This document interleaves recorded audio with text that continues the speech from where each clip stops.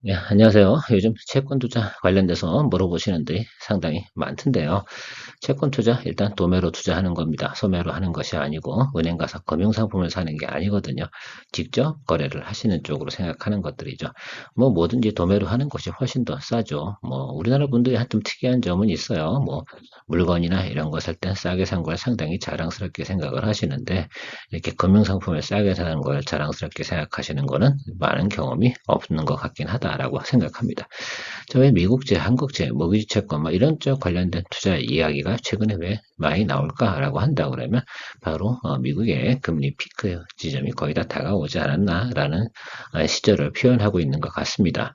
자, 미국채든 한국채든 모기지 채권이든 투자 원리는 다 똑같습니다. 그러니까 미국이 기준금리를 낮춘다. 라고 생각하시면 채권 투자하는 게 맞겠죠. 그 당연한 이치라고 생각하시면 될 것 같습니다. 생각해 보세요. 지금은 예를 들어서 모기지 채권 같은 경우는 지금 7.6, 7.8 이 정도 되는 것들이 만약 5.5로 간다고 그러면 7.8, 7.7 들고 있는 그 채권을 보유하신 분들의 프리미엄은 상당히 높지 않겠습니까? 여러분 아파트 주점할 때도 그렇잖아요. 앞으로 가격이 오를 거다라고 하면 그 분양권을 가지고 있는 분들이 프리미엄을 받지 않습니까? 똑같은 원리지 않나 이렇게 생각하시면 되고요. 자, 그 결과적으로는 그럼 미국이 금리를 인하하는 조건은 어떤 때 형성이 되겠나? 뭐 첫 번째가 인플레이션이 잡혀야죠. 뭐 그죠? 그다음에 고용이라든지 이런 것들이 악화돼야 되고요. 경기가 침체로 다가와야 됩니다. 자, 근데 4분기까지는요, 제가 볼 때 미국 경기가 침체될 만한 이유는 거의 없습니다. 소비 시즌이 도래했는데요. 뭐 크리스마스도 있고, 추수감사절도 있고, 여러 가지 내용들이 있기 때문에 4분기까지는 크게 지표가 악화될 만한 내용은 없는데, 거기서 우리가 느껴볼 수 있는 내용은 딱 하나라고 합니다. 작년 대비해서 우리 12월 달에 소비의 여력이 좋았냐, 나빴냐, 이걸 파악해 보면, 경기가 침체되겠구나, 안 되겠구나, 이런 것들을 파악할 수 있다고 합니다. 하여튼 전문가들은 대단한 것 같아요. 가만히 있어도 별 생각을 다 해봅니다. 어떻게 보면 맞춰볼까 노력하는 것들이겠죠. 자, 그래서 그런 조건들이 형성되는 것들을 갖다 여러분들이 인지한다라고 한다 그러면 채권 투자 이런 것들은 상당히 큰 우리한테 기회를 주는 것들이다라고 생각을 하고 있습니다. 자, 부동산이 오르냐, 내리냐, 뭐 이 부분을 갖다 여러분 생각해 볼 때, 아니, 채권금리가 떨어지면 당연히 부동산가가 그 후에 오르지 않겠습니까? 과거에도 그랬어요. 그러니까 아마 국채금리 같은 경우, 미국에서도 상당히 크게, 예를 들면 이런 것들이 적어도 지금의 절반 정도 만약에 금리가 떨어져 버린다라고 한다 그러면 그 다음부터 부동산은 반응이 오기 시작을 할 겁니다. 그쯤 투자하는 거죠. 그러니까 지금은 그러니까 어때요? 채권 투자, 그 다음에 채권 투자 끝나고 나면 부동산 혹은 주식 투자 이렇게 넘어가는 것들이 스톡에서는 맞지 않나 이렇게 생각을 하고 있어요. 그 중에서 그러면 미국채냐, 한국채냐, 모기 채권이냐, 뭐 어떤 게 더 좋냐 이런 거 물어보신다고 하면 저는 뭐 환전 때문이라도 당장은 미국채 거래하는 건 좀 별로 좋지 않지 않겠습니까? 먼 미래를 보게 되면 결국은 달러의 약세를 유도하는 것들이다라고 생각을 하고 있고요. 한국채 같은 경우는 투자하긴 좋은데 장기 채권들이 많이 없어요. 그러니까 투자하기 좀 어렵고 가장 유리한 것들이 지금 모기지 채권, 특히 모기지 리츠 쪽으로 대체 투자 자산으로 생각해 보면 좋을 것 같은데요. 지금 배당 수익률도 10% 가까이 되고 가치도 상당히 떨어져 있습니다. 자, 배당 수익률은 매달 똑같이 받는 거라 생각하시면 좋겠고 금리가 떨어지면 모기지에 가치 가격이 올라가니까 그거를 투자 가치로 좀 생각해 보시는 투자는 어떤가라는 말씀 드려보도록 하겠습니다.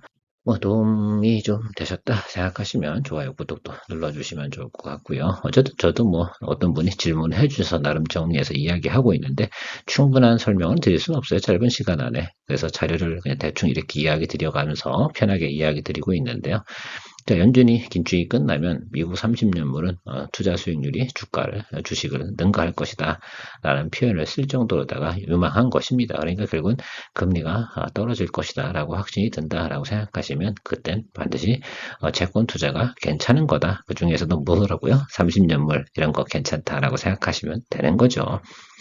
30년물 같은 경우는 뭐 우리나라도 과거에는 그 주택담보대출 이런 것들이 뭐 짧은 거밖에 없었는데 지금은 기본적으로 다 있습니다. 그러니까 이런 쪽 투자해서 좀 생각을 해보시면 좋을 것 같고 이것이 왜 좀 어렵냐라고 생각하면 바로 도매 투자이기 때문이에요. 금융상품을 이용하는 것들이 아니거든요. 직접 투자하는 거죠. 여러분 부동산 할 때 경매를 많이 활용하시는 것도 거의 도매 수준으로 다 거래를 해보고 싶은 것들이고 차익 거래도 훨씬 더 많이 발생되기 때문에 그런 쪽 관심 갖는 거 아니겠습니까? 자, 마찬가지다라고 생각하시면 될 것 같아요. 큰 틀에서만 이야기 드리도록 하겠습니다. 자, 그래서 어쨌든 미국 연준의장 파월이 매파적 발언을 하면 금리가 안 떨어지네 라고 비둘기적으로 얘기하면 금리가 떨어질 것 같네 뭐 이런 얘기를 하고 있는데요. 그만큼 시장에서는 여기에 관심이 많아진 것이면 틀림이 없는 것 같아요.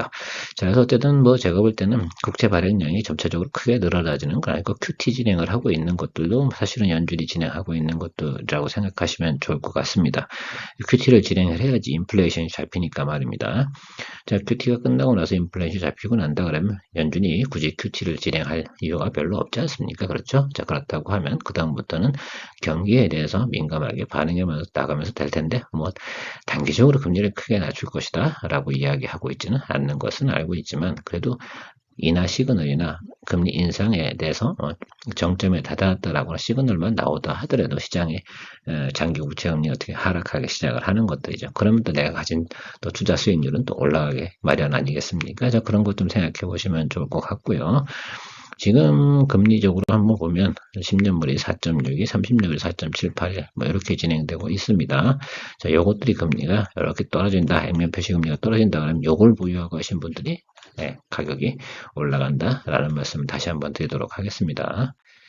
최근에 보면 이렇게 계속해서 모기지 금리가 올라오니까 어떻게 돼요? 이때 들고 있던 채권의 가치가 점점 하락하는 거랑 똑같다고 생각해 보시면 좋을 것 같습니다. 쉬운 얘기로. 자, 7% 대비해서 7.9로 갔어요. 그러면 10%만큼 어떻게 돼요? 이때 7월 달에 샀는데 9월 달쯤 됐는데도 불구하고 어떻게 돼요? 내 채권의 가치가 10% 하락해 버린 겁니다. 근데 반대로 이게 이렇게 떨어져 버리면요. 예, 이때 보유한 것들이 10%만큼 올라가는 것들이다라고 생각하시면 좋을 것 같아요. 이거 근데 계산을 단순하게 해서 말씀드리는 것 뿐이지만 여기다 여러 가지 복합적인 내용까지 집어넣으면 훨씬 더 프리미엄이 많이 붙습니다. 자, 그런 것들 잘 생각해 보시면 좋을 것 같고 저는 그래서 보통 모기지 리츠를 투자를 많이 하고 있습니다. 지금처럼 쌀 때는 잘 오지 않을 것 같아요.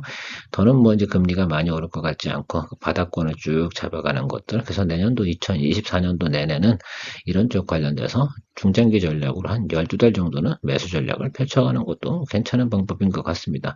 전제 조건이 뭐라고요? 네, 미국이 금리를 더 이상 올리지 않는다는 전제 조건 하에서 말씀을 드리는 겁니다.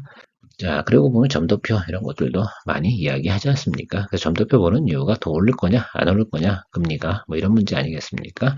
자, 그렇게 되면 자, 지금 보면 5.75 정도가 거의 맥스치니까요. 저 부분을 확인할 수 있는 것들은 12월 확인이 가능하다고 말씀드렸습니다. 그럼 12월 그때 보고 나서 투자 결정을 미리 하시면 되지 않을까?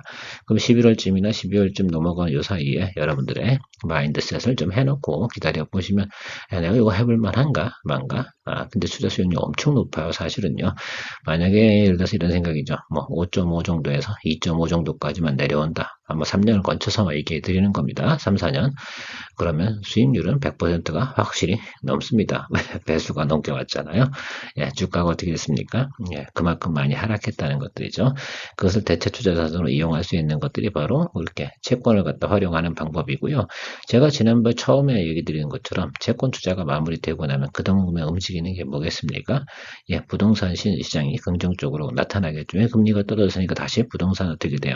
예, 개발이 이루어지고 뭐 아파트 건설이라든지 이런 것들이 원활해질 겁니다. 네, 프로젝트 파이낸싱이 좀 낮은 금리로 이루어지니까 때문에 좀 용이하지 않겠습니까? 그리고 시중에서 자금을 조달해 대출을 받아서 아파트를 구입하시고 싶은 분들도 더 용이해지기 때문에 가격이 다시 올라가는 시즌이 다가오겠죠. 자, 그런 것들을 잘 활용해서 생각을 해보셔야 됩니다. 자, 그쯤 되면 주식도 네, 그렇습니다. 금리가 내려가는 구간 있지 않습니까? 이 구간에 주식을 또 투자해도 상당히 괜찮습니다. 그래서 뭐 그런 시절도 우리가 미리 생각을 해보고 가는 것들도 의미가 있을 것 같습니다. 뭐 당장 우리가 하루 이틀 만에 이로 나타나는 것들은 아니니까요. 여러분들께서 적어도 제가 볼 때는 이런 내용들은 그 중장기 우리가 생각으로 좀 가셔야 됩니다. 코로나 터진 다음부터 계속 채권 시장이 안 좋아진 거 아니겠습니까? 자, 그러면 그 이후로부터 지금 3년, 4년이 지났고요. 앞으로 다시 이것이 반전돼서 내려가면 뭐 5.5에서 옛날처럼 한 1% 금리까지 내려가는데 한 4, 5년 걸린다고 하면 그 기간 안에 많은 일들이 벌어지는 것들, 그중에 채권 투자가 크게 수익이 나올 거라는 것들을 말씀을 드리고 있는 내용들이고요. 시중에서도 아마 그런 것들 때문에 많이 이야기를 하고 있는 것입니다. 다만 6개월, 3개월, 적어도 1년 안쪽을 보고 할 거라고 하면 전혀 손대지 않는 것이 훨씬 더 좋다는 의견 드리도록 하겠습니다. 어떻게 도움 되셨는지 모르겠지만 뭐 이런 식으로 시장은 움직여 가는 것이다 라고 생각하면 좋을 것 같습니다. 이게 뭐 매크로인데요. 뭐 결과적으로 매크로 지표는 확인하기가 쉽습니다. 그러니까 뉴스만 보고 계셔도 내가 인지만 하고 있다 그러면 연준 의장이 이런 겁니다. 우리 금리 이제 더 이상 인상 안 할 거야 라고 한다 그러면 채권 투자 반드시 들어가시면 좋을 것 같습니다. 사실 미국 거 하는 것이 훨씬 수익률은 좋긴 하겠죠. 자, 그런데 거기는 환전 수수료가 너무 높습니다. 잘못하면 환차손을 입을 수 있으니까요. 대체 투자 자산으로 활용해 보시는 쪽을 좀 더 공부해 보시면 좋겠다는 말씀드리도록 마무리 짓도록 하겠습니다. 주말인데 뭐 글쎄요. 제가 쉽게 이야기했는지 재미나게 이야기했는지 잘 모르겠고요. 도움 되셨으면 좋겠습니다. 좋아요, 구독 잊지 마시고요. 감사합니다.